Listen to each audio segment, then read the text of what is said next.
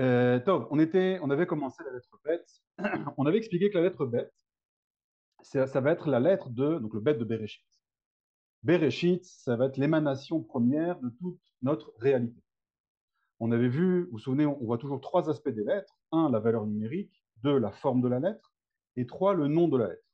Donc on avait commencé un petit peu à toucher du doigt la valeur numérique, le chiffre 2 et un petit peu la forme, on va revenir dessus. Donc on avait expliqué que la lettre bête, c'est le bête de Bereshit, c'est donc notre réalité telle qu'on la connaît, telle qu'on la vit, telle qu'on l'expérimente. Sa source, sa, la lettre qui va être utilisée par Dieu pour faire émaner notre réalité, c'est la lettre bête, la racine de la dualité. Et on avait expliqué que la racine de la racine, la première émanation, l'émanation qui va précéder le bête, ça va être le Aleph. Mais encore une fois, c'est un monde qui ne nous est pas accessible, c'est le monde de Dieu, c'est le monde de l'unité parfaite, et nous, nous avons accès au monde de la dualité. Si on prend une analogie, on peut dire que c'est un petit peu comme la différence de fonction entre le président de la République et le Premier ministre. Le président de la République, c'est le Aleph, c'est-à-dire c'est la vision globale, c'est la vision sur des années, il donne son programme, d'accord? Ça va être un peu la racine. Maintenant, qui va avoir les rênes du pouvoir? Normalement, quand c'est Sarkozy, c'est un peu plus compliqué, mais qui va les rênes du pouvoir? Normalement, c'est le Premier ministre. Le Premier ministre, ça va être l'être bête. C'est-à-dire, il va être dans l'action, dans la réalité. Donc c'est un petit peu ça l'interaction qu'il y a entre le Aleph et le bête. On va rentrer maintenant dans les sources qu'on a vues la dernière fois. Et on s'était arrêté sur une fameuse grande question. On voit mon écran? C'est bon? Ok. Donc on avait vu, vous vous souvenez, le, le Aleph, le Yud du Aleph ici. Je vais mettre l'écran comme ça. Voilà. Le premier Yud du Aleph, ça correspond à ce Yud-là. Le Yud inversé, c'est ce Yud-là. Vous vous souvenez, on avait vu les deux noms divins, Havaya, Yud Kevavke et Adonai. Et donc on avait expliqué que le premier Yud, c'est la graine première, et le dernier Yud, ça va être la réalisation de ce projet. Et on avait dit que Sopho Naoutz Betriato, la fin est enracinée dans le début, c'est-à-dire la fin du projet, la fin du processus de l'humanité, est déjà en potentiel dans la graine du premier Yud, qui va correspondre à cette lettre Aleph. Vous voyez que cette lettre Aleph, elle a le Yud d'ici, le Yud ici, et elle a un Vav qui correspond au chiffre 6. C'est les 6 lettres intermédiaires. Maintenant, ce Vav-là, qui va faire la connexion entre la racine et la réalité, entre le rêve et l'accomplissement du rêve, c'est ce Vav-là. Vous voyez, ici aussi, il y a un Vav. Le bête, il va recevoir cette énergie du Aleph pour réaliser cette dimension de 6. Vous voyez que le bête est composé de 2 lettres, un Resh en haut et un Vav en bas. Le Resh, on l'étudiera, hein, cette lettre-là, mais je vous avais dit que c'est la lettre du dynamisme. Resh, c'est le roche, c'est le leader. C'est-à-dire que le bête a une capacité d'être aussi à la tête d'eux, à la tête de notre réalité. D'accord? Encore une fois, le bête, c'est une racine, le aleph, c'est une racine. Le bête, c'est la racine de notre réalité, c'est le leader de notre réalité, du monde du deux. Le aleph, c'est la racine de la racine, de la pureté originelle, de l'unité originelle. Ça, c'est la dimension du bête. Et donc, le bête possède en lui cette dimension du 6, du chiffre 6, c'est ce vav-là. Donc, tout ce qui est en vert, ça va être l'énergie fournie par le bête. C'est pour ça que dans la réalité du bête, vous avez des processus de 6 à chaque fois.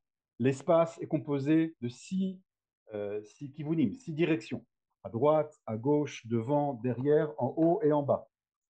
Le temps, il va être composé par des cycles de 6, les 6000 ans de l'histoire humaine, les 6 jours de la semaine.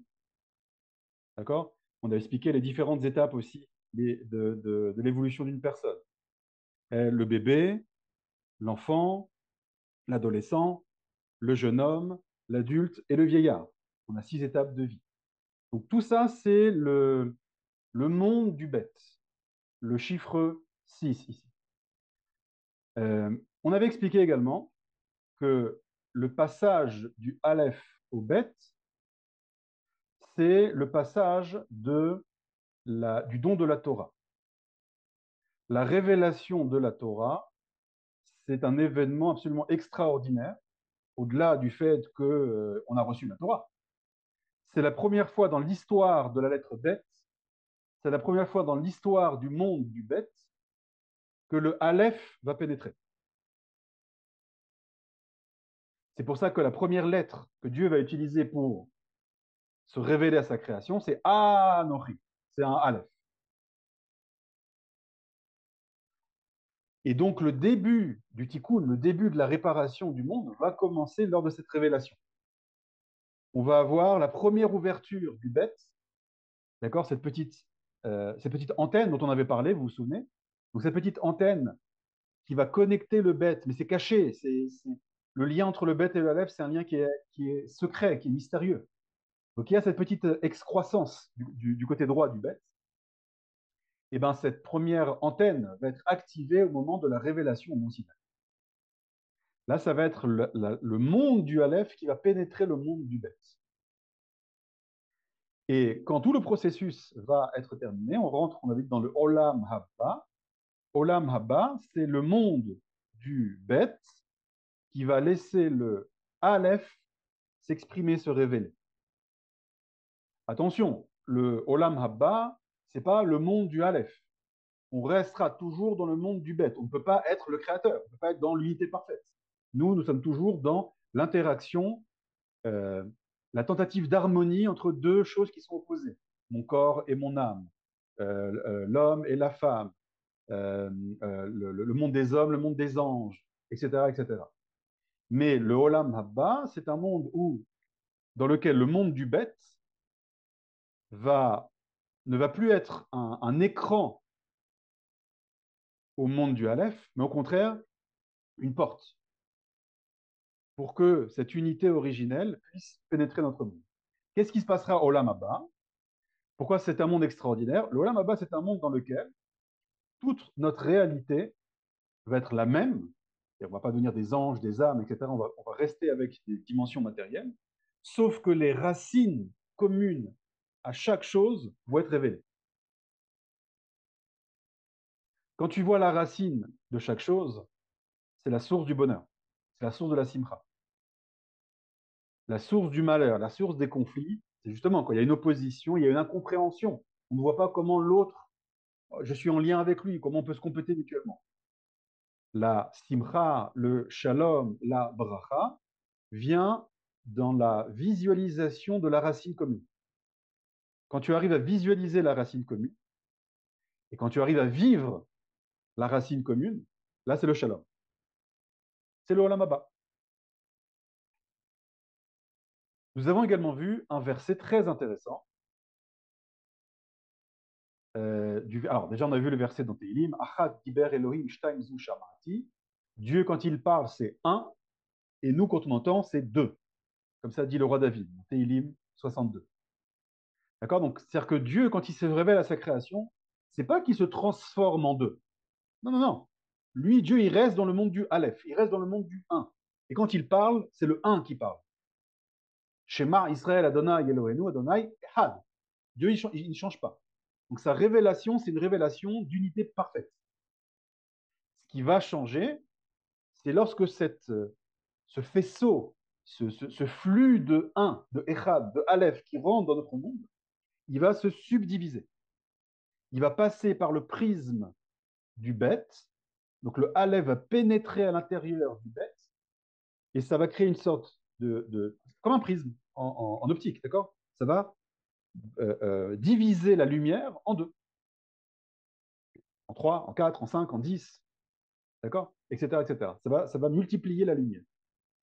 Donc l'outil que Dieu va utiliser, lui, il est dans le monde du Aleph, il parle Aleph. L'outil qu'il va utiliser pour se permettre à la création de capter le Aleph, c'est la lettre bête. La lettre bête a l'énergie du réceptacle. C'est pour ça que, on verra ça plus tard, mais bet, comment on écrit bet en hébreu? Comme ça. Si je vous dis rien, lisez-moi ça, qu'est-ce que vous allez lire? Bait. Bait, c'est la maison. Donc le bet, c'est une maison, c'est une bait. Et la maison, c'est quoi? C'est un réceptacle. D'accord? Mais ça, on verra quand on travaillera le nom de la lettre. Pour l'instant, je reste sur le chiffre 2 et la forme de la lettre. Nous avions également étudié un passage très intéressant, et si vous vous souvenez, on avait conclu le cours par un Rashi qui paraissait très étrange, enfin, qui paraissait très simple. Et j'avais dit à suivre, trois petits points.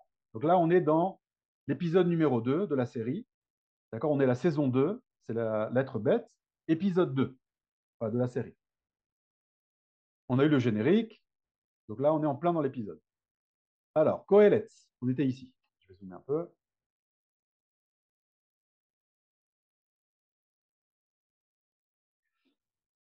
Le livre de Kohelet, l'Ecclésiaste, qui est écrit par le roi Salomon, nous dit une chose. Tovi mashnaim mina echad. Deux, être deux, le chiffre 2, la dimension 2, est mieux que le un. Bon, évidemment, dans cette phrase-là, il y a beaucoup de sagesse. C'est-à-dire qu'il y a beaucoup de façons de comprendre cette phrase-là. D'accord? La façon la plus facile, la plus simple, c'est évidemment, toute chose que tu vas faire à deux, c'est beaucoup plus simple. N'importe quel projet, n'importe quelle étude, on avait dit l'étude de la Torah doit se faire à deux. D'accord? Le Rav Yoel répète ça tout le temps. L'étude de la Torah, on ne peut pas étudier la Torah seul. C'est impossible. L'étude de la Torah, c'est le roi David. Dieu dit un, toi tu es deux.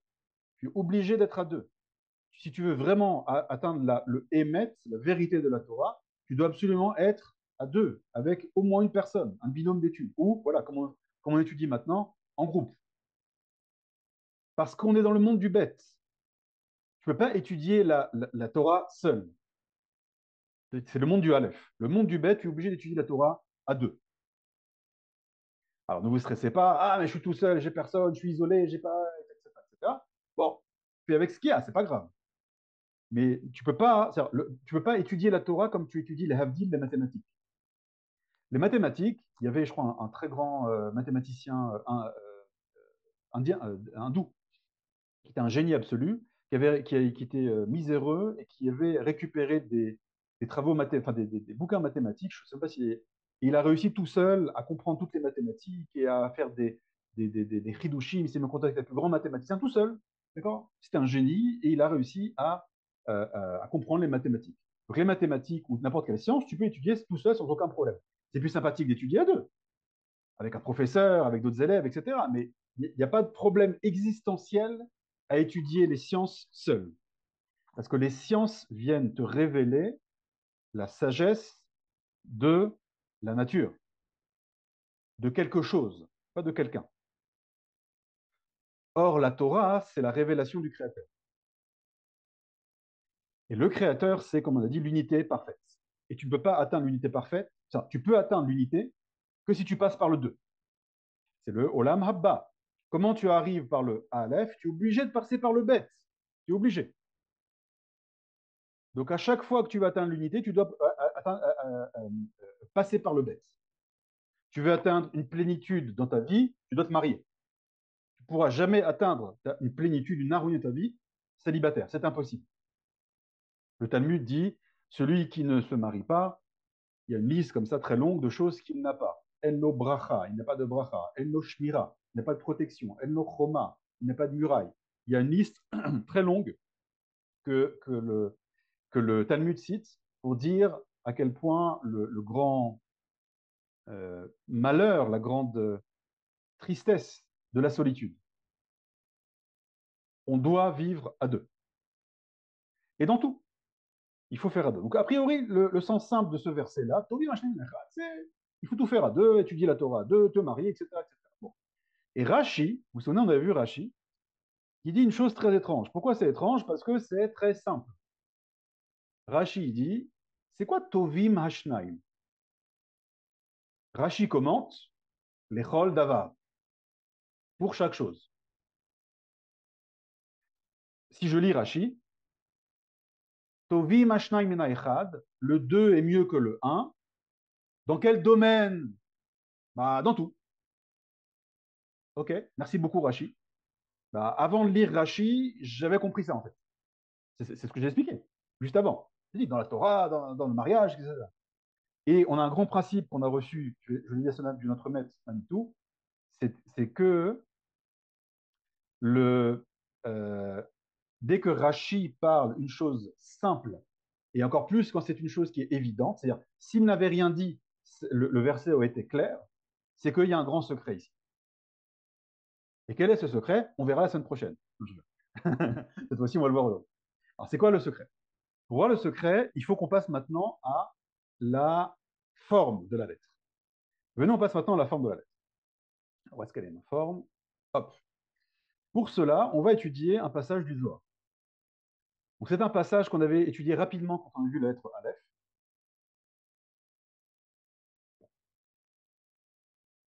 qui parle, vous vous souvenez, lorsque Dieu, évidemment c'est très profond, hein, c'est du Zohar, lorsque Dieu a voulu créer le monde, il a fait défiler toutes les lettres pour qu'elles argumentent devant lui quelle lettre aura le mérite d'être utilisée pour la création. Il commence par la fin, le Tav, d'accord? Et après, il avance, il avance, il avance, il avance, il avance, jusqu'à la lettre bête. Et nous, vous vous souvenez, on a vu le Aleph. On a vu le passage sur la lettre. Là, on va voir le passage sur la lettre bête. Regardez ce qui est dit ici. Je vais lire et traduire rapidement. Évidemment, c'est extrêmement profond, hein. Ce dialogue entre Dieu et les lettres, c'est quelque chose de très profond. C'est des grands secrets de Kabbalah. Là, je vais juste lire et traduire, expliquer simplement. Je précise qu'il y a des couches et des couches de compréhension très secrètes et très profondes de ce passage. Sheratza livro, Sheratza livro et haolam, lorsque Dieu a voulu créer le monde. Mais misofan les roshan. Toutes les lettres sont allées de devant lui, de la dernière à la première. Veitrila otav leikanes techila, la lettre tav est rentrée. Pareil, c'est quoi ce que c'est dire entrer? Où est-ce qu'elle est rentrée la lettre? Donc, chaque mot ici, il faut le décortiquer. Est entrée en première, etc., etc. On va passer le dialogue. Et là, on arrive à la lettre bête. Où est-ce que j'ai mis ça? Okay. À haute bête. Donc là, la lettre bête rentre et elle commence son argumentation. Elle fait son argumentaire de vente. Elle va se vendre à Dieu. D'accord? Comme un VRP. Tov lefanecha libro bi et haolam. C'est Tov devant toi que tu crées par moi le monde. D'accord? Pareil, là c'est du code, hein, d'accord? Mais je vous traduis comme ça librement. Ki bi mevarchim otecha le ma'ala ou le mata. Pourquoi c'est Tov que tu m'utilises, moi, l'être bête, pour créer le monde? Parce que c'est par moi que on bénit, on mevarech, on donne la bracha. Bracha, ça commence par un bête. Donc elle dit voilà, la bracha, ça commence par un bête, d'accord? Et donc tu vas commencer, on te bénit et en haut et en bas. Donc le monde d'en haut, apparemment le monde des anges, en bas le monde des hommes. On te bénit par être bête. Qui bête bracha. Amar la Akadosh Baruch Dieu lui a dit, Vadai ba chevra et haolam. Évidemment, c'est par toi que je vais créer le monde. Qui or abracha shelach, meir beshave les ma'ala ou les mata, blichum efresh. Parce que la lumière de la bracha qui est en toi éclaire à part égale et en haut et en bas sans différence. Ve'at tehi ha'atrala. Et tu seras le début. Livro bach et haolam pour créer le monde. Bon, évidemment, si on étudie sérieusement ce passage, il y a énormément de questions qui se posent. Parce que c'est très bien que le mot Beracha commence par un bête. Mais par exemple, le mot Bgida, ça commence aussi par un bête. Bgida, c'est la trahison. Bgida, c'est tromper quelqu'un. C'est pas un mot très joli. Ça commence par bête aussi. Et le Tav, je vous ai pas dit l'argumentaire, comment Dieu l'a réfuté. D'accord? Mais le Tav. Quel mot très joli commence par Tav? Torah. La Torah, ça commence par le Tav. C'est peut-être c'est un mot qui est peut-être pas moins important que la bracha. Donc pourquoi il a été réfuté? Le Nun, Netzach, l'éternité. Enfin, pourquoi on commence par le Nun, etc. Vous comprenez que chaque lettre, vous avez des mots extrêmement grands, positifs, lumineux, qui commencent par cette lettre-là, et des mots très négatifs. Donc pourquoi Dieu a été capté par ce mot-là, bracha? Qu'est-ce qu'il a de plus que les autres, d'une part? Et deuxièmement, c'est pas très clair la fin également. Il lui dit la lumière de la bracha, de ta bracha, éclaire à part égale et en haut et en bas. À quoi il fait référence ici? Donc, pour comprendre ce passage du Zohar, en fait, le Zohar nous fait une allusion sur la forme de la lettre. Regardez. Regardez ici. Si on prend le bet, on voit que donc, il y a plusieurs façons de voir de quoi est composée cette lettre. Soit vous voyez un resh et un vav, comme j'ai montré au début, soit on peut la décomposer en trois. Un vav ici, un vav en bas et un vav qui fait le lien. D'ailleurs, vav, vav, vav, d'accord? Vav c'est 6, 3 fois 6, 18. 18 c'est chai, la vie. D'accord? Donc il y a aussi une allusion à la racine de toute vie dans le bet. Encore une fois, toute vie dans notre réalité, dans le monde du bet. Maintenant, le Zohar ici, bon, c'est pas juste des petites guématries, c'est quelque chose de très profond. Le Zohar fait allusion quand il dit la lumière de ta bracha éclaire en haut et éclaire en bas de manière égale. Il fait allusion au vav d'en haut et au vav d'en bas. Sans et fraîche de manière égale, c'est le troisième vav qui va faire le lien entre les deux. De quoi parle le Zohar ici? Pour comprendre ce Zohar, il faut rentrer un petit peu dans les sphirotes et dans le monde des partsoufim. Donc je vous fais ça avec le Rav Yoel, donc je reprends ça très rapidement. Une petite comment dire, euh, remise à niveau sur ça. Vous connaissez le monde des sphirotes. Vous êtes tous des grands kabbalistes maintenant. Vous étudiez les cours du Rav Yoel. Hop. Vous avez les sphirotes. Keter, Chochma, Bina, Chesed, Bura, Tiferet, Netzach, Od, Yesod et Malchut. Juste dézoomer un petit peu. Voilà. Et voilà. OK. Ça, c'est les sphirotes. Bon, les sphirotes, ça va être la structure céleste qui va être l'intermédiaire entre le créateur et les créatures, pour donner une définition la plus concise possible. C'est la structure des sphirotes. C'est les fameuses 10 paroles de la création qui vont se transformer en 10 commandements, qui vont se transformer en 10 plaies d'Égypte. C'est-à-dire quand Dieu va se révéler au monde, il doit toujours se révéler dans une structure de 10. Donc quand il se révèle à l'Égypte, il va se révéler par 10 coups. Quand il se révèle au Béni Israël, il se révèle par 10 paroles. Et quand il se révèle au Beth Amikdash, il va se révéler dans les 10 miracles qui étaient constamment au Beth Amikdash. Cette structure des 10, c'est une structure qu'on verra avec la lettre Yud, évidemment. C'est une structure qui apparaît partout. Par exemple, l'homme et la femme, nous sommes composés de sphirotes. Cerveau droit, la chorma, cerveau gauche, la bina. Là, il n'y a pas le date, mais on dit que le cervelet, c'est le date. Bras droit, c'est le chesed. Bras gauche, c'est la goura. Le torse, c'est la tiferet. Jambe droite, netzar. Jambe gauche, hod. La brit mila, c'est le yesod. Et la malchut, il y a deux versions. Il y en a qui disent c'est le bas des jambes, d'autres qui disent que c'est la couronne de la brit mila. Donc en tout cas, notre corps est structuré selon les 10 sphirotes. C'est pour ça que les êtres humains ont une influence sur les sphirotes. Nos paroles, nos actes, nos pensées vont avoir une influence sur les sphirotes. Est-ce qu'on va les harmoniser, leur permettre d'apporter tout ce flux divin dans notre monde, ou à l'inverse, on va les endommager pour boucher les structures dans le ciel? Ça, c'est les sphirotes. Je vous ai fait un cours de les sphirotes en 2 minutes. Voilà. Vous avez 10 ans d'études en 2 minutes. Maintenant, les partsoufim. C'est quoi les partsoufim? Abba, Ima, Zer, Anpin, Il y a Adam Kadmon, Nukba, des choses que vous avez vues avec le Rav Yael. C'est quoi les partsoufim? Les partsoufim, c'est très simple.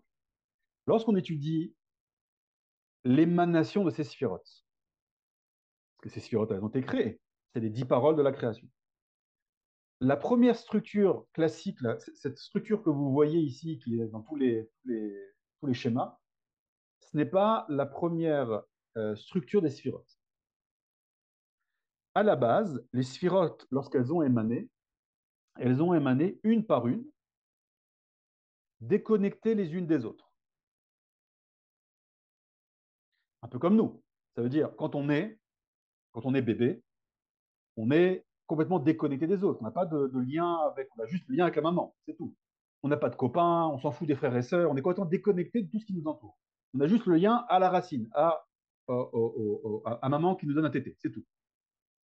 Donc les sphirotes, c'est pareil. Lorsqu'elles ont été, lors de l'émanation des sphirotes, chaque sphira était indépendante mais déconnectée des autres. Dit le Rav Kook, la racine du mal, c'est le piroud. La racine du bien, c'est la hardout. La racine du mal, c'est la séparation des choses. Tout mal qui existe dans le monde puise sa source de la séparation. N'importe quel mal que vous connaissez. Le mal qui est en vous, le mal avec les autres, le mal entre les nations, tout ce que vous voulez. La racine du bien, c'est l'unité, l'harmonie. Ça, c'est la racine du bien.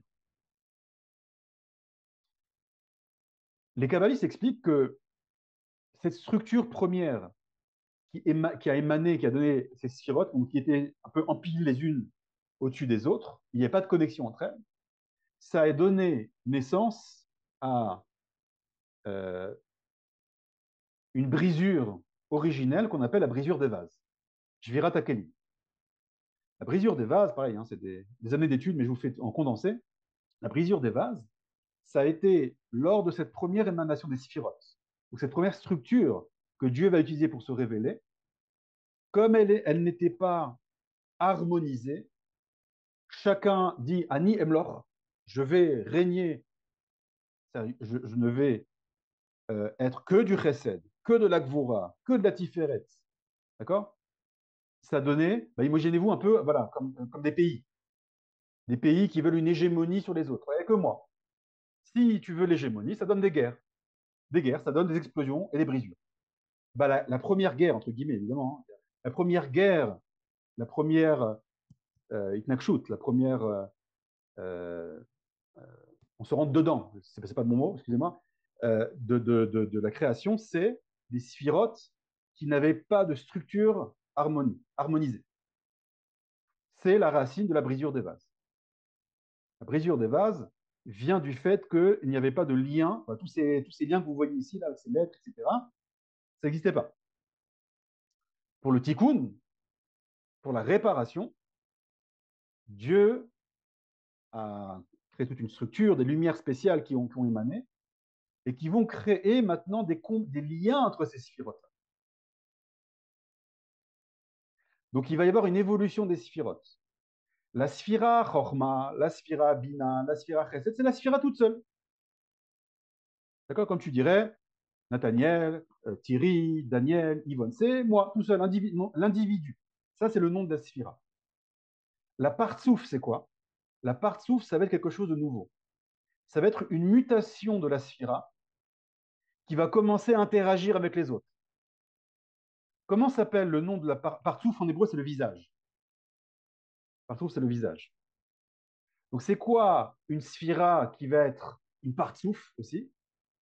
Le visage permet la connexion à l'autre. Je ne vous parle pas le dos tourné, je vous parle avec mon visage. Donc, la chorma va s'appeler Abba. Si je m'appelle maintenant Abba, papa, si je m'appelle Nathaniel, je suis Nathaniel, individu. Je peux être Nathaniel, je peux vivre 120 ans dans une grotte, je serai Nathaniel, tout seul. Si on m'appelle maintenant papa, obligatoirement, c'est qu'il y a une maman. Il n'y a pas de papa sans maman. Et donc, la bina sera appelée Ima, maman. Et si on parle de papa et de maman, c'est qu'il y a des enfants qui vont s'appeler Zahir Anpin. Il y aura un garçon, il y aura une fille. Le garçon, le bébé de la Chokhmah de la Bina, c'est Chesed, Gvura, Tiferet et Sar Yesod. Ces 6 sphirotes-là vont s'appeler une partsouf masculine qu'on va appeler Zeir Anpin. Zeir Anpin, c'est le petit visage. Le petit visage. Pourquoi on appelle petit visage? Je ne sais pas si vous l'avez vu avec le Rav Yoel, mais je ne vais pas expliquer ça maintenant. Et une structure, une partsouf féminine qui est la Malchut. La Malchut, on va l'appeler Nukba. Nukba, en araméen, ça veut dire féminin. Féminin. Et donc, c'est partsouf. Donc, si dit féminin, c'est-à-dire qu'il y a un masculin. Et donc, de là va naître toute l'interaction qu'on va, toutes les mitzvot, tout ce qu'on fait dans notre vie, c'est pour faire le lien entre Zer Anpin, Za, et Nukba. D'accord? Peu importe si vous comprenez ça, c'est un problème plus avancé, d'accord? Mais là, le lien entre cette structure masculine et cette structure féminine. Par exemple, dans la tfila, si vous prenez la tfila des kabbalistes, la Hamida chez les kabbalistes, elle est structurée en 3 parties. Partie 1, on travaille toujours dans les mitzvot, dans les 7 sphirotes intermédiaires. On n'a pas d'influence sur la chorma et la bina. C'est papa-maman.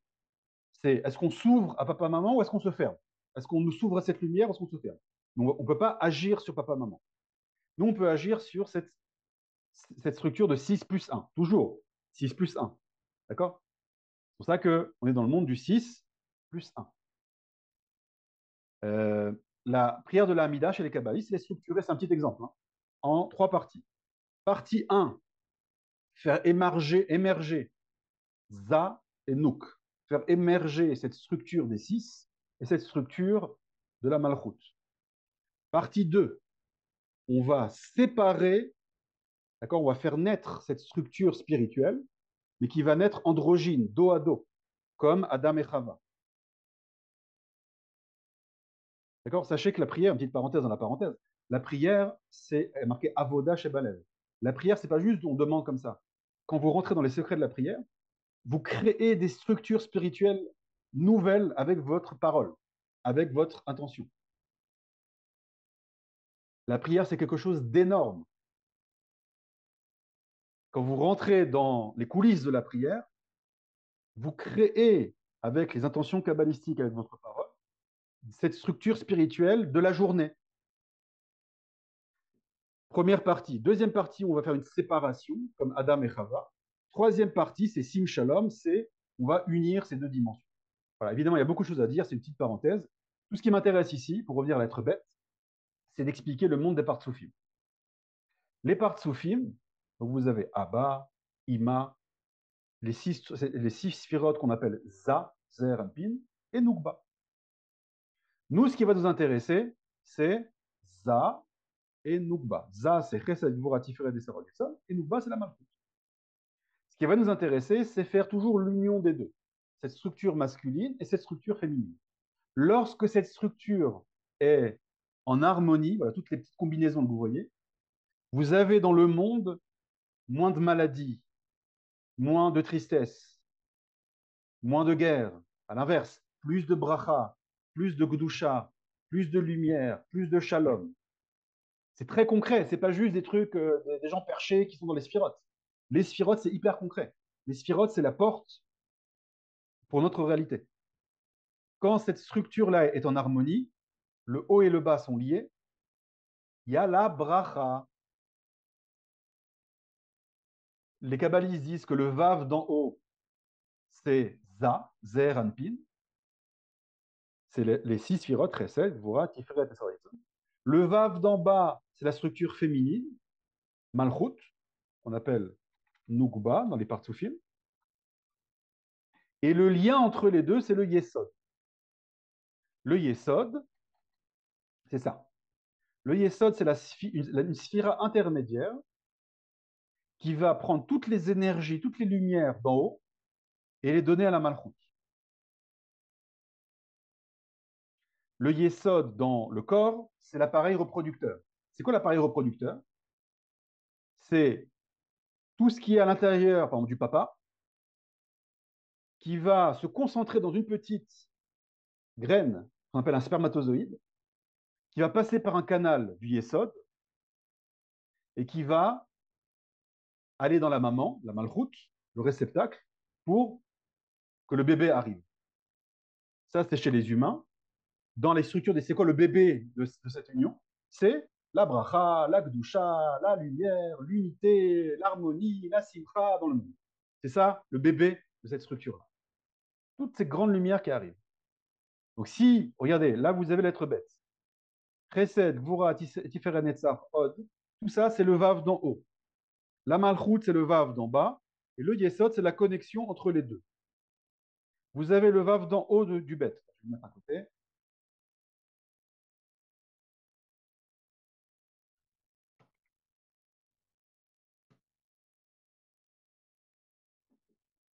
Voilà.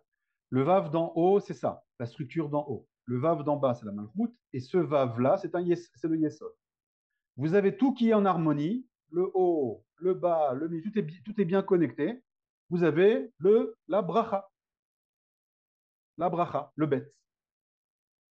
C'est pour ça que Dieu, vous vous souvenez du Zohar maintenant, qui disait, ah oui, je vais te créer. Parce que la bracha, c'est l'abondance. L'abondance de quoi? L'abondance de tout. La gdusha, la bonne santé, la parnassa, l'harmonie, le shalom, etc. Donc vous voyez, cette lettre-là, en elle, une capacité à faire l'union entre le haut et le bas, entre les dimensions masculines et féminines. C'est ça la bracha. C'est pour ça que Dieu dit dans le Zohar, vous vous souvenez, une phrase un peu mystérieuse, un peu étrange. Il dit, ce qu'on a vu, Or abracha shelach meir beshavé, la lumière de ta bracha éclaire de manière égale en haut et en bas. Pourquoi tu parles en haut et en bas? Au début, j'avais expliqué en haut le monde des anges, le monde des hommes. Mais en fait, le secret, il fait allusion à la lettre bête elle-même. La structure et la forme de la lettre bête. C'est extraordinaire.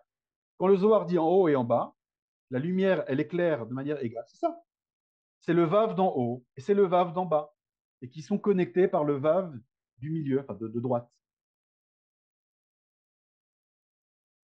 Pourquoi d'ailleurs c'est à droite et c'est pas au milieu? On aurait dû avoir un vav comme ça, d'accord? Un vav comme ça, un vav, une sorte de I majuscule, parce que le yesod, bien que on l'écrit, on le place toujours au milieu, mais en réalité, il tend vers la droite.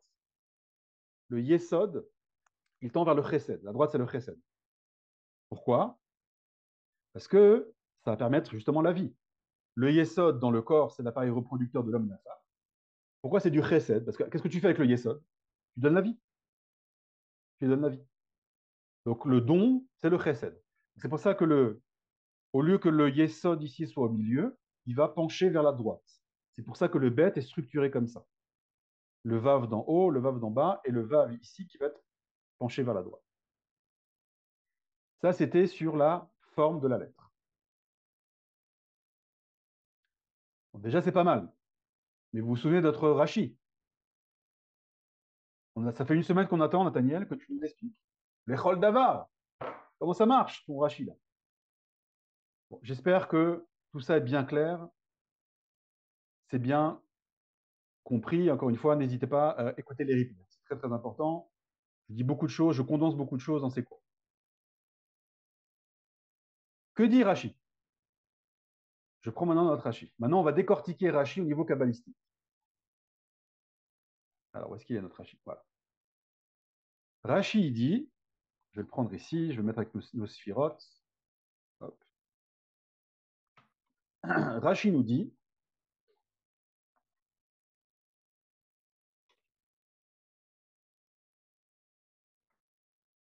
Tovi mashnaim lechol davar. Évidemment, ces deux mots de Rashi sont un code. Davar, ça a pour gematria, pour valeur numérique. Alors, Dalet, c'est 4.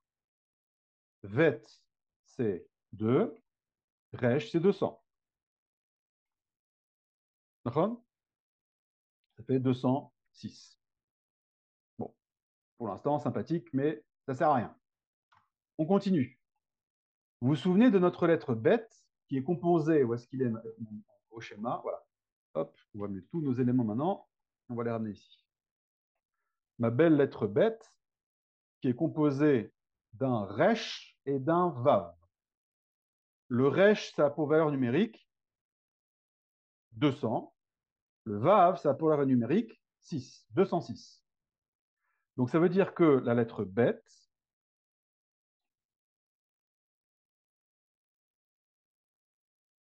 donc la 206, on ne va pas évidemment d'une voiture, hein, ce n'est pas la Citroën. Là, on est dans les grands secrets de la Torah. La lettre Bet, elle est composée d'un Resh et d'un Vav, et ça donne de valeur numérique 206. Que nous dit Rashi?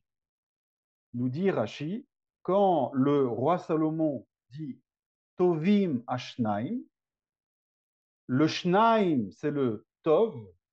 Rashi nous dit que le roi Salomon cache ici le secret de la lettre Bet. Et il nous dit un mot qui a un double sens, davar qui est une chose, chaque chose, mais c'est caché dans le mot davar la lettre Bet. Pourquoi? Parce que la lettre Bet a pour valeur numérique 206, qui a pour valeur numérique davar. Pourquoi? Parce que la lettre Bet, c'est le tout début de mon cours, c'est la racine de toute chose. Vous pouvez voir ici dans l'échol davar, toute chose, une allusion en secret à la lettre Bet qui va être la racine de toute chose. C'est la première étape de Rashi. Attention, ça s'approfondit. Maintenant, il aurait pu dire davar, comme ça. Ah non, pas comme ça. Il aurait pu dire juste davar. Pourquoi il dit les chol davar? Ici, chaque mot, chaque lettre, c'est de l'or, c'est pesé. Chez les kabbalistes, le mot kol, c'est le yesod. Ça fait que ça correspond au shadda. À chaque fois que vous voyez le mot kol dans la Torah, ça correspond, dans une lecture kabbalistique, au yesod. Pourquoi le yesod? Quel rapport le yesod? Parce que kol, ça a pour valeur numérique 20 et 30. 50. Je vais pas être trop compliqué, d'accord, je vous le dis juste une fois, mais c'est un peu. C'est que le Yesod va récupérer les 5 dimensions du Chesed, les 5 dimensions de la Gvura, et chacune chez les Kabbalistes, le Chesed et la Gvura se subdivisent en 10, ça fait 50. Peu importe, là, c'est un peu complexe. Mais juste pour vous dire, ce qu'il faut retenir ici, c'est que Rashi nous fait aller. Tout ce que j'ai expliqué au début, c'est donné en allusion dans 2 mots de Rashi. Vous avez ici la sphira de Kol, du Yesod, et vous avez Davar, la lettre Bet, qui est le Vav d'en haut, le Vav d'en bas, et qui le Vav du milieu, du côté droit, qui est le Vav du Yesod. Donc vous voyez comment dans 2 mots de Rashi, vous avez 45 minutes de cours. Tout ça, c'est pour expliquer Rashi, hein, ce que j'ai fait. Vous voyez comment, c'est Rashi, c'est un trésor extraordinaire. Alors, évidemment, essayer de comprendre ces choses-là tout seul dans Rashi, c'est un peu complexe, d'accord? Donc, c'est pour ça que vous avez des rabbinim. Et c'est juste pour vous montrer la grandeur et la beauté du Pirouge de Rashi. Et la grandeur et la beauté, c'est que ce que je viens de vous expliquer à un niveau kabbalistique peut être compris à un tout autre niveau, les mêmes mots pour un enfant de 6 ans. Rashi, il a écrit son commentaire pour un enfant de 6 ans. Tout Rashi de toute la Torah peut être lu par un enfant de 6 ans, et tout Rashi de toute la Torah peut être lu par un kabbaliste, peu importe l'âge. Donc si on résume ce qu'on a dit, et on va laisser la parole aux questions si vous en avez, on a dit que on a vu 2 dimensions du bête pour l'instant. Première dimension, c'est la valeur numérique. La valeur numérique, qui est le monde du 2, le monde de Bereshit, d'accord, la première émanation de notre réalité qui va être, pouvait être en double, va être multiple, c'est la lettre bête. Deuxième dimension qu'on a vue dans la lettre bête, c'est la forme. Donc on a vu euh, deux visions possibles de la forme, soit un resh, je vais commencer par vav, vav, vav, vav, d'accord? C'est quoi vav, vav, vav? On avait dit que c'est ce que le Zohar fait allusion. Le vav d'en haut, ça va être la structure masculine de ces 6 sphirotes. Le vav d'en bas, c'est la malchut. Le vav du milieu, c'est le yesod. Quand cette structure vit de manière harmonique, et chaque mitzvah qu'on fait, chaque pensée, chaque bracha est liée à l'harmonisation de cette structure. Vous voulez un exemple? Je vous donne un exemple. Alors,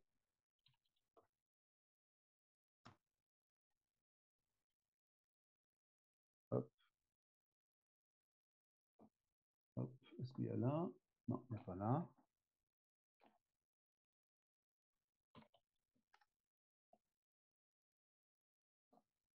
Alors, où est-ce qu'on peut voir ça?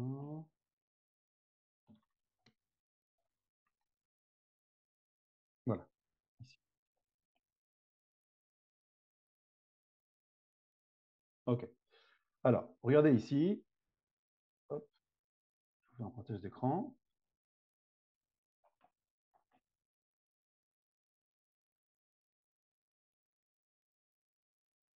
OK. Partage d'écran, on est parti. Vous voyez le sidour ici? Ça, c'est un sidour. Voilà. Arvit de Chol.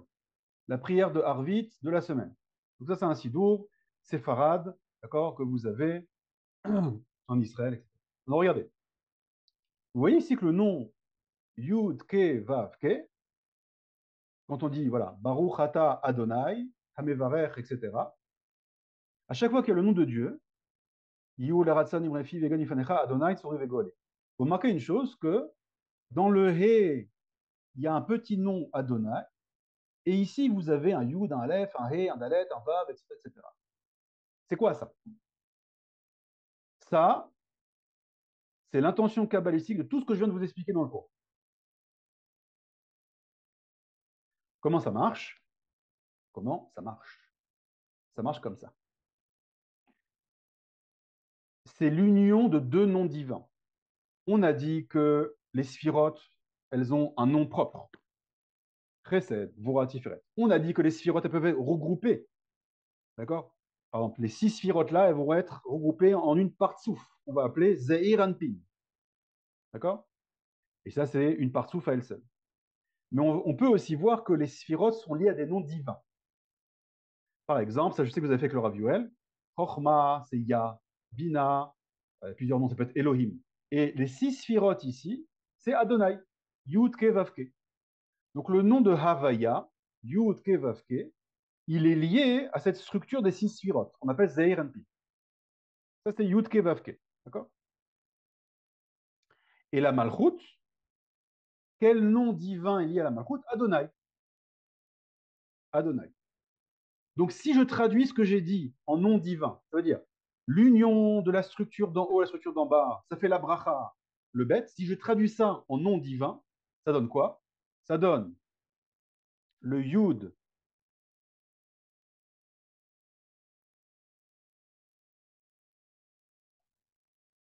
le he, le vav et le he, qui correspond à Zahir Anpin, d'accord, la structure des 6, qui va s'unir avec le aleph, le dalet, le nun et le yud, qui correspond à la malchut. Et si maintenant j'unis les deux, d'accord, je les mets en relation intime, en lien, qu'est-ce que ça va donner? Ça va donner le yud ici, et après le aleph ici. Ensuite, on a le he ici, ensuite le dalet ici. Ensuite, vav, nun, ensuite he et yud. Donc vous voyez là, ce qui avait marqué dans le sidour, je vous remonte le sidour. Vous voyez ici ce qui a marqué? Yud, Aleph, He, Dalet, Vav, Nun, He, Yud. C'est ce que je vous ai montré. C'est en fait, quand on dit Baruch Ata Adonai, quand on visualise le nom de Dieu, Yud, Ke, Vav, Ke, il faut avoir la pensée d'unifier les 6 sphirotes, qu'on appelle Za, et la Malchut, la dimension masculine et féminine. Chaque bracha, ça imaginez-vous, chaque bracha, vous prenez un verre d'eau, vous faites Baruch Ata, je dis le nom pour l'étude, Adonai, Elohenu, Melech Haolam, etc. Quand je dis Adonai, l'intention kabbalistique, hein, ne le faites pas maintenant, hein, c'est pour les kabbalistes, mais juste je vous révèle ce monde-là. D'accord? Quand on n'est pas kabbaliste, on n'a pas d'obligation à le faire. Et c'est juste pour vous montrer les coulisses de ça. Les kabbalistes, dans leur esprit, ils unifient ces deux noms-là. Le nom de Adonai, Yudke Vavke, le nom de Havaya, le nom de Adonai. Le Vav d'en haut du Bet, le Vav d'en bas du Bet. La partsouf de Za, Zahir Enpin, la partsouf de Malchut. Vous comprenez comment ça marche? Tout ça, tout ce que je viens d'expliquer, et Cette capacité à pouvoir lier le nom de Havaya à nom d'Adonai, c'est la lettre bête. La lettre bête a cette capacité de pouvoir unifier des dimensions d'en haut, des dimensions du bas. C'est la bête, c'est la maison. Qui rentre à la maison? Tout le monde. Le papa, la maman, les enfants, les grands-parents. Tout le monde se réunit dans la maison. Ça, c'est le bête. Tov, les amis. Je vais m'arrêter là. Il reste 10 minutes de questions. Je vous invite à poser des questions. Yvonne, allez-y. Oui, j'ai remarqué dans votre joli graphe où il y avait la lettre bête magnifique avec le resh et le vav, qu'il y avait plein de petites lettres de l'alphabet entre les sphirotes, aleph, bête, tout Quel l'alphabet. J'ai jamais vu ça, alors je voulais savoir à quoi ça sert. Ah, ça sert à beaucoup de choses. Hmm. Voilà, c'est ma réponse. Bon, ben, on attend d'apprendre Non, alors. non, je ne vais pas expliquer ça maintenant. C'est tout ça, c'est des cours entiers. C'est lié ce qui est marqué dans le Sefer HaYetzira. Ces lettres-là, c'est des catégories de lettres qui vont faire des connexions entre les sphirotes, mais c'est beaucoup, beaucoup de cours pour comprendre ça. Voilà, mais il y a peut-être à la fin, On y j'expliquerai peut-être un arrivera, autre fois. On y j'espère. arrivera, Bezrat Hashem. Chaque fois, on découvre des nouveautés avec. Exactement, exactement. Bah, c'est le monde des lettres, c'est la racine de toute Passionnant, l'existence. Donc voilà, passionnant. allez-y Thierry et Sarah. Oui, sur le bête que tu as montré tout à l'heure, euh, il y a comme une petite antenne sur la partie supérieure. Alors attends une seconde. Alors, j'appelle ça une Là, antenne. Non, l'autre avant, oui, Oui, celui-ci. ça. Celui-ci. Ouais. Quel Qu'est-ce que c'est? Alors, si Yvonne me demande un cours sur les lettres de connexion des sphirotes, alors là, vous me demandez un cours sur les couronnes des lettres. Ah, C'est une couronne. les couronnes. Voilà, ça D'accord. c'est un cours. D'accord. Il y a des lettres qui ont des couronnes. D'accord? Beged, Kefet, c'est le bet, le gimel, le het. Il y a des couronnes. Il y a des lettres qui ont une couronne, il y a des lettres qui ont trois couronnes. C'est exact, oui. D'accord? Oui. Blin Oui. et Dervin. Quand on finira les lettres, David marque tout ça. On fera un cours. Je vous avais dit, je ferai un cours, mais en condensé peut-être Oui. sur ces couronnes-là. J'expliquerai en gros D'accord. c'est quoi. N'oubliez pas, on doit faire aussi un cours sur le blanc des lettres, le noir et le blanc des lettres aussi. Hmm. Oui, Aussi un aussi. cours, Le voilà. feu et le feu aussi. Le feu, bien sûr. Donc on y est. Et On y va. il y en a pour des années. Bien sûr, bien sûr. Stratégie marketing pour vous inscrire à l'équipe. Exactement. Tout est prévu. C'est une stratégie. Ah, voilà. Pour l'inscription pour les 10 prochaines années. Oui, Ariella, vas-y. Oui, ouais, il y a deux occurrences sur la création du masculin et du féminin, enfin, de l'homme et de la femme. Est-ce que il y a quelque chose à dire sur une création qui serait sous la forme de l'unité, la forme androgyne de l'humanité, le Aleph, et quelque chose qui serait de l'ordre du bête, cette fois-ci la dualité, Alors, puisque l'un est extrait de l'autre, ou pas du tout? Alors, en fait, c'est une bonne question. Est-ce que la création androgyne de l'homme et de la femme, est-ce que c'est le monde du Aleph ou pas? Il me semble pas. Je te pose la question. Dis-moi ce que tu en penses. Moi, J'en j'ai sais rien, répondu, moi. ok. Il me semble pas parce que si tu dis que tu as masculin, féminin qui sont connectés, tu as masculin, féminin Ouais, qui sont connectés. C'est-à-dire que la seule différence, c'est qu'il n'y a pas, il y a pas de révélation de leur spécificité. Mais tu as déjà les deux aspects. Donc, il me semble que même la dimension androgyne de l'homme et de la femme, c'est pas le Aleph. elle est déjà c'est dans la- le bête. Voilà, c'est D'accord, déjà la première dimension du bête qui n'est pas encore révélée, qui va d'accord, évoluer. Oui, Claude d'accord. Claire, Ok, ok. Merci. avec plaisir. Un microphone, le micro. Microphone. Claude Claire, il faut allumer le micro. Ah, pardon, ah mince, Lui j'ai éteint. plus. C'est moi qui ai éteint, désolé, j'ai pas bêta out. Oui, vas-y, Claude Ok. Claire, c'est bon, allez-y. Allez-y. Oui. L'unification entre le Zahir Anpin et puis la Malchoute, ça veut dire, enfin, ça me paraît assez difficile étant donné qu'il y a déjà six sphirotes chez Zahir Anpin. Comment peut-on unifier enfin, quel est le processus Quel- en fait d'unification? Il a fait mieux, il a fait une très bonne question. C'est pour ça que le Yesod, vous savez que j'ai un petit peu triché. J'ai dit que le Zer Yanpit, c'est 6 sphirotes. Donc il y a le 6 d'en haut, le Vav d'en haut, le Vav d'en bas, et j'ai casé le Vav du Yesod. Enfin, c'est pas moi, hein, c'est le Zohar qui dit ça. Mais c'est un peu de la triche. Dans les 6 sphirotes que tu dis d'en haut, il y a le Yesod aussi. Donc en fait, vous avez tout à fait raison que le Yesod a une double fonction. D'accord? Il a une fonction lorsqu'il est en lien avec le monde de Zeir, mais il a aussi une fonction intermédiaire. Mais c'est en fait c'est la même chose si vous voulez. D'accord? Ça veut dire qu'il est une sorte de canal. Donc, il est lié. Il est le canal de ZRNP. D'accord? Mais c'est un canal qui va faire la connexion à autre chose. Donc, d'un côté, il est lié à ZRNP. D'un côté, il va permettre le passage de ces lumières vers la main.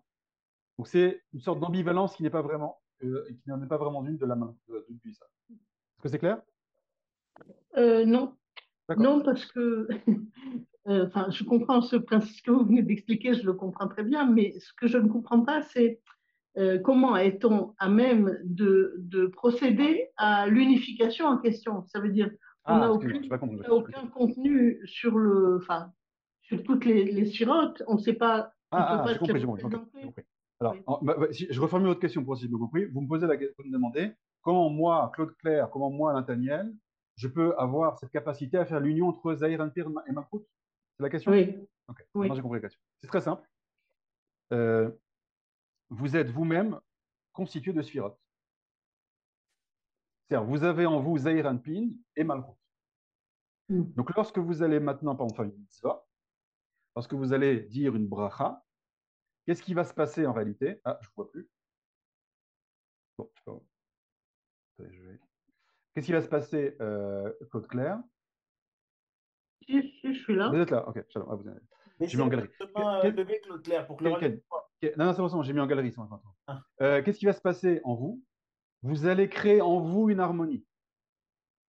La première étape, la première action de la mitzvah, c'est de créer en vous-même une harmonie entre les différentes dimensions en vous. Comme vous êtes en contact, imaginez que toute la création, c'est un organisme géant. Et vous avez, tout est interconnecté. Yvonne me posait la question sur les lettres, d'accord? Les connexions qu'il y a entre les sphirotes, ces connexions, en fait, elles existent dans toutes les créations. Tout est interconnecté. Qui a, Rabbi Chaim de Volojine explique dans Nefesh HaChaim, que imaginez-vous, toute la création, c'est une horloge géante. Dans une horloge, vous avez des mécanismes de petites roues avec des dents qui sont toutes interconnectées. Il dit quand vous bougez une roue, ça va faire bouger une plus grande, une plus grande, une plus grande, une plus grande, et ça fait bouger tout le mécanisme. Et il dit, quelle est cette créature que Dieu a créée, qui est la roue qui fait bouger toutes les roues? Cette roue-là s'appelle l'être humain. Donc vous avez en vous une connexion avec toutes les dimensions de la création, dont les sphirotes. C'est-à-dire quand vous parlez bien, quand vous... Pourquoi les sages sont si durs? On a parlé du Lachon Hara et de la puissance de la parole de Yaakov, vous vous souvenez? Parce que votre parole est vraiment créatrice. Vous ne savez pas, on n'a pas la prophétie, mais lorsque vous faites quelque chose de bien pour quelqu'un, mais vous ne savez pas, mais à l'autre bout du monde, il y a quelqu'un qui était en détresse, et vous êtes lié à un lien d'âme avec cette personne-là, et tout d'un coup, vous lui apportez de la joie dans sa vie. Dans les mondes supérieurs, il y avait des distorsions dans les sphirotes, et votre petite bracha que vous avez fait sur un verre d'eau, ça a réparé tout ça. Vous ne connaissez pas la grandeur de votre âme, et vous ne connaissez pas les ramifications que chaque acte, chaque parole, chaque pensée que vous avez a dans la réalité. Et plus vous allez apprendre à vous connaître, plus vous allez apprendre à comprendre votre grandeur, et plus vous allez avoir doucement, doucement ces ramifications. Donc c'est pour ça que vous avez cette capacité à unir. Parce que vous avez les sphirotes en vous, et vous êtes liés, connectés à ces sphirotes-là. Je m'arrête là parce qu'il y a encore beaucoup de questions. On avait Simone, allez-y.